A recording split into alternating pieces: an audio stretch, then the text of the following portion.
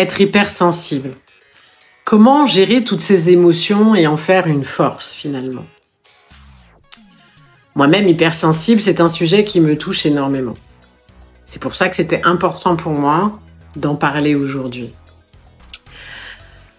Être hypersensible, c'est, et certains qui vont regarder cette vidéo le savent, c'est comme avoir un radar émotionnel toujours allumé. Tu ressens tout. Les tensions, les non-dits, les critiques, les joies, tout est amplifié, dans le bon comme dans le mauvais. Parfois c'est beau, c'est puissant, et parfois c'est vraiment écrasant. Alors si tu es hypersensible, tu sais de quoi je parle.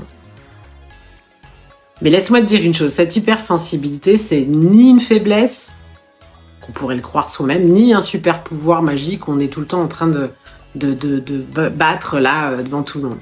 C'est un chemin que tu dois apprivoiser, que tu dois canaliser. Je vais te partager ce que signifie vraiment être hypersensible et surtout 3 clés pour mieux vivre cette intensité émotionnelle. Déjà, qu'est-ce que l'hypersensibilité? L'hypersensibilité, c'est pas juste être émotif. C'est pas parce que quelqu'un pleure beaucoup qu'il est hypersensible. C'est plutôt une manière de percevoir le monde de façon plus fine, plus intense. Et ça n'a rien à voir avec ce que la personne projette. Voilà quelques signes qui montrent que tu es hypersensible ou que vous êtes entouré de quelqu'un hypersensible. Donc un hypersensible ressent immédiatement les émotions des autres, parfois même avant qu'il ne les exprime. Une remarque, une critique peut le blesser profondément, même si c'est pas méchant. Tout ce qui est environnement bruyant, les conflits, les imprévus, le fatigue très vite.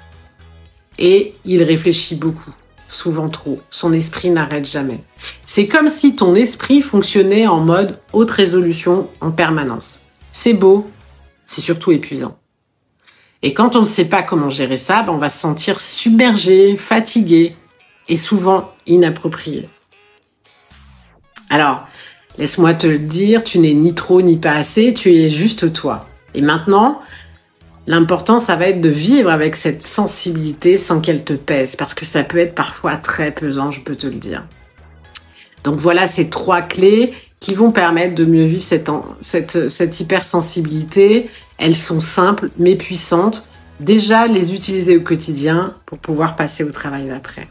La clé numéro 1, effectivement, c'est d'alléger sa charge émotionnelle.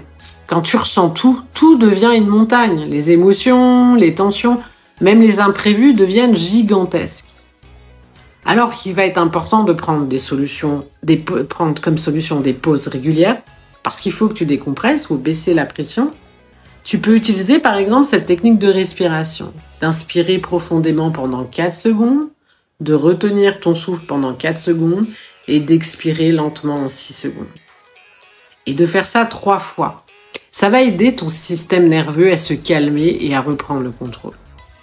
La clé numéro 2, c'est d'apprendre à poser des limites sans culpabiliser. Parce qu'être hypersensible, c'est souvent vouloir tout donner, d'aider tout le monde, d'être là pour tout le monde, et souvent, tu t'oublies. Alors la solution, c'est de dire non avec douceur. Tu n'as pas besoin d'être brutal pour poser des limites, même si au départ, c'est souvent le cas. Et tu peux juste te dire, je ne peux pas t'aider maintenant, mais je peux demain. De te protéger sans te sentir coupable. Et puis, la 3e clé, c'est de faire ton hypersensibilité une boussole. Parce que c'est aussi avoir une intuition très forte. Mais souvent, on l'ignore et on la laisse être noyée par les émotions.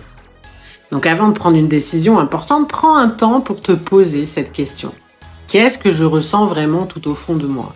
Et je t'assure que si tu fais confiance à cette voix intérieure, elle va être beaucoup plus précise que tu ne le crois, mais ne fais pas toujours comme j'ai fait au départ, de ne pas l'écouter. Donc moi, ce que je veux que tu retiennes, c'est si tu es hypersensible, sache que déjà tu n'es pas seul. C'est intense, c'est parfois difficile, c'est un fait et on ne peut pas le changer. Mais ce n'est pas quelque chose que tu dois combattre ou cacher. C'est juste une partie de toi que tu vas apprendre à utiliser pour avancer avec beaucoup plus de sérénité. Aujourd'hui, ce que je veux que tu retiennes, c'est prends soin de toi avant de vouloir tout donner aux autres. Protège ton énergie et écoute cette sensibilité parce qu'elle est un guide, pas un obstacle. Alors maintenant, c'est à toi. Quelle est la plus grande difficulté que tu rencontres avec ton hypersensibilité? partage-la en commentaire et je serai vraiment ravie d'en échanger avec toi. Et n'hésite pas à aller sur Instagram où je donne d'autres conseils. Et si cette vidéo t'a aidé, partage-la avec quelqu'un qui pourra en avoir besoin. Et en tout cas, merci de m'avoir regardé et surtout prends soin de toi.